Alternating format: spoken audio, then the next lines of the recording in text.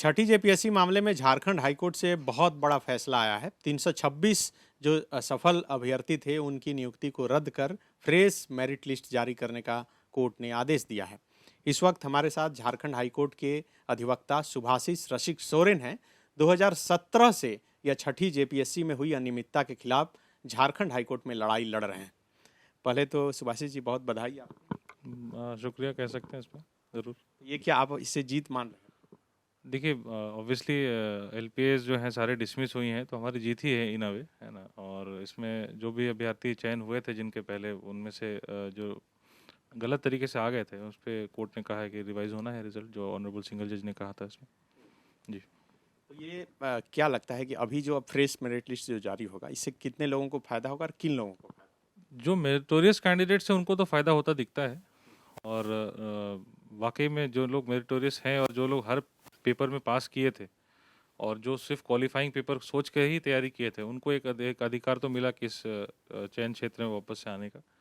और इसमें से ये कहा जा सकता है 326 अभ्यर्थी के टोटल ऐसा भी नहीं है कि एक एक कैंडिडेट्स हर पेपर में फेल ही रहे होंगे, लेकिन कुछ कैंडिडेट्स तो थे और जो कि एडमिटेड पोजीशन जेपीएससी ने भी उस समय आर्गुमेंट के टाइम में रखा था। So let's see what happens in the next records. आप लोग जो कोर्ट गए थे, याचिका जो दाखिल हुई थी, क्या कहकर? नहीं, हमारा जो पहला रेट हम लोगों ने फाइल किया था उसमें अभ्यर्थी का 607 मार्क्स आया था और वो हर पेपर में पास भी था। क्वालिफाइंग मार्क्स उनका जस्ट 30 अबव था और वो चयन नहीं हुआ था। और जबकि उनका इकोनॉमिक्स में उनका इन अ वे कट ऑफ से ज़्यादा था, लेकिन जिस मार्किंग के पैटर्न में उनका पहुंचा वो इकोनॉमिक्स उनको प्लानिंग डिपार्टमेंट मांगा था, वो नहीं मिला, इसलिए उनका चयन नहीं हुआ। ठीक उसी हिसाब से देखा गया कि ऐसे कई अभ्यर्थी जिनका इकोनॉमिक्स में ही फेल है उनको प्लानिंग डिपार्टमेंट मिल रहा है। तो ये बहुत बड़ा एक एनोमली था कि इस सिविल सर्विसेज में जिस डिपार्टमेंट में जो नौकरी करेगा उस सब्जेक्ट में अगर फेल है और एग्रीगेट ज़्यादा मार्क्स ला रहा है तो क्या चयन होना उचित है। तो इसमें सुप्रीम कोर्ट का भी जजमेंट्स है। और अगर एग्रीगेट की अगर बात रखें, जो मेन पेपर्स में ही फेल अगर उसी डिपार्टमेंट में अगर आप जा रहे हैं तो ये बहुत बड़ा एक क्वेश्चन था और बहुत बड़ा ग्रेट एनोमली था। तो हर पेपर में पास होना ज़रूरी था और क्वालिफाइंग मीन्स क्वालिफाइंग होता है और उस क्वालिफाइंग मार्क्स को इधर मेन टोटल आप मार्क्स में नहीं जोड़ सकते थे। सही। आज जो कोर्ट की तरफ से स्पष्ट रूप से क्या क्या निर्देश दिया गया? निर्देश इसमें नहीं है, ये ऑनरेबल डिवीजन बेंच ने सिंगल जज बेंच का ऑर्डर को अपहेल्ड कर दिया और उसका जजमेंट को बरकरार रखा है और बस यही है। सिंगल में क्या क्या? सिंगल में था कि पेपर 1 मार्क्स आप नहीं जोड़ सकते थे और हर पेपर में पास करना की अनिवार्यता बताई गई थी और रिवाइज करने के लिए डायरेक्शन था। उसमें ये भी था कि जो अधिकारी इसमें गलती किए हैं उन पर कार्रवाई। देखिए वो हम लोगों ने प्रेयर भी रखा था। इनफैक्ट हम लोगों ने रिट पिटिशन में अपना कंपनसेशन तक की भी मांग की थी, क्योंकि अभ्यर्थियों को आप लिटिगेंट की तरह हर समय आप चूज़ नहीं कर सकते। ये बार बार अगर अभ्यर्थी अगर लिटिगेशन में आएंगे तो एक बहुत बड़ा दिक्कत है, क्योंकि संवैधानिक बॉडी है जेपीएससी और उम्मीद की जाती है कि स्टूडेंट ज़्यादा परेशान ना हो अगर संवैधानिक बॉडी अगर एग्ज़ाम ले रही है तो वो जो रिंग ऑफिशियल्स हैं अगर उनके ऊपर कार्रवाई होती है तो रिजल्ट दिखेगा हमें आगे। तो क्या ये माना जाए सर कि 326 अभ्यर्थियों की आज से नौकरी खत्म हो गई? देखिए ऑनरेबल हाई कोर्ट के जजमेंट के बेसिस में रिवाइज करना है और आगे डिसीजन लेना है सरकार को, तो खत्म हम तब बोलेंगे जब उसके लिए एक सेपरेट आदेश इस ऑनरेबल हाई कोर्ट के जजमेंट के बिहाफ में निकालेंगे। तो वो कब तक निकालते हैं उन पर निर्भर करेगी। अच्छा, अब उन लोगों के पास क्या रास्ता है? चूंकि सिंगल से डबल आए, अब तो सुप्रीम कोर्ट जा सकते हैं। जी, प्रावधान तो है, जिनको अगर ये लगता है उनके साथ न्याय नहीं हुआ तो ऑब्वियसली अपील का एक प्रावधान है और आर्टिकल 136 के तहत एसएलपी फाइल होती है ऑनरेबल सुप्रीम कोर्ट के यहाँ, तो दे कैन गो। क्या सरकार चाहे तो ये 326 की नौकरी बचाने के लिए कुछ कर सकती? अब ये सरकार पे निर्भर करेगा, मैं सरकार का तो प्रवक्ता नहीं हूँ, लेकिन हाँ ये है कि वाकई दिक्कत तो है। कैंडिडेट्स जिस तरीके से चयन पाए उनको भी ये ज्ञात तो है ज़रूर से कि अगर क्वालिफाइंग मार्क्स था, किसी ने भी ये भी बहस कभी नहीं करा कि हमको पहले से ये पता था कि क्वालिफाइंग का पेपर का मार्क्स जुड़ने वाला, इसी वही सोच से हमने तैयारी की।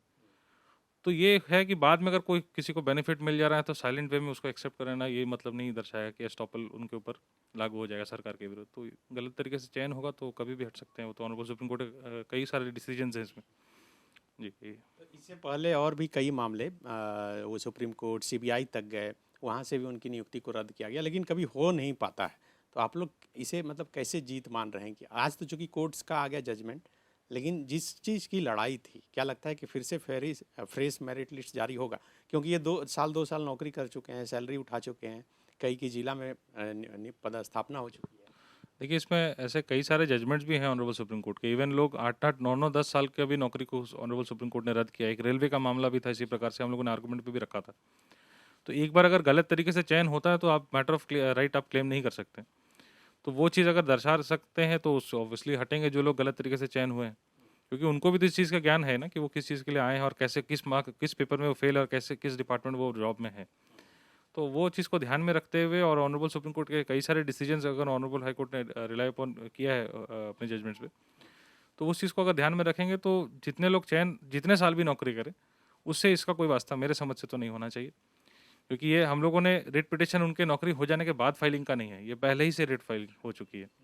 तो वैसे स्थिति में देखा जाए तो उनको ज्ञात तो है ही ना नौकरी किस समय मिल रही है। और ऑनरेबल हाईकोर्ट ने उस समय जब सिंगल जज साहब के सामने था मैटर, तो स्टे उस समय नहीं दिया गया था, लेकिन इसका ये मतलब नहीं था कि सरकार उस तरीके का स्टैंड भी रख ले कि इमीडिएटली इतना ज़्यादा फास्ट तरीके से जो एक हम कह सकते हैं इंथुजियास्ट थे कि तुरंत नौकरी देकर के तुरंत सारा सैलरी स्लिप बन जाना और पूरा सैलरी निकल जाना, ये आमूमन तौर पे हम लोग को देखने को नहीं मिलता है। As a citizen of Jharkhand I can say also, not as an advocate also. तो ये वाकई में थोड़ा एक सोच का विषय था, और जिसकी वजह से हर किसी का चयन अगर हो गया था जिस तरीके से भी उनका सैलरी वगैरह स्टार्ट हुआ, तो लेट्स सी आगे क्या होता है। तो बिल्कुल देखिए, अनिल पन्ना जी भी हैं जो छठी जेपीएससी में हुई अनियमितता के खिलाफ बहुत लड़ाई लड़े थे। अनिल जी, अभी तो आप लोग अपनी जीत मान रहे होंगे, लेकिन क्या लगता है कि गड़बड़ी क्यों हुई? रघुवर दास के सरकार में यह रिजल्ट फंसा रहा। हेमंत सोरेन जैसे ही मुख्यमंत्री बने पहले विरोध कर रहे थे और आनन फानन में रिजल्ट का प्रकाशन कर दिए, यही वजह है? देखिए, मामला काफ़ी पुराना रहा है। छठी जेपीएससी का मामला करीब 2015-16 से स्टार्ट होता है। ये जो रिजल्ट निकला था 5,138 रिजल्ट आया था, ये कहीं ना कहीं 15 को नियम का पालन किया गया था, लेकिन रिजर्वेशन पॉलिसी का पालन नहीं हुआ था। इसको लेके हम आंदोलन कर रहे थे और तत्कालीन माननीय मुख्यमंत्री रघुवर दास के समय हम लोग खूब आंदोलन किए और लगातार मैटर को सड़क से सदन तक उठाए भी थे, लेकिन उसका हल नहीं निकला। बल्कि एक रिजल्ट और निकाल दिया गया, एक विशेष वर्ग को लाभ देने के लिए 965 रिजल्ट निकाल दिया जाता है। बाद में फिर रिजल्ट निकालता है 27,000, टोटल रिजल्ट 34,000 रिजल्ट हो जाता है।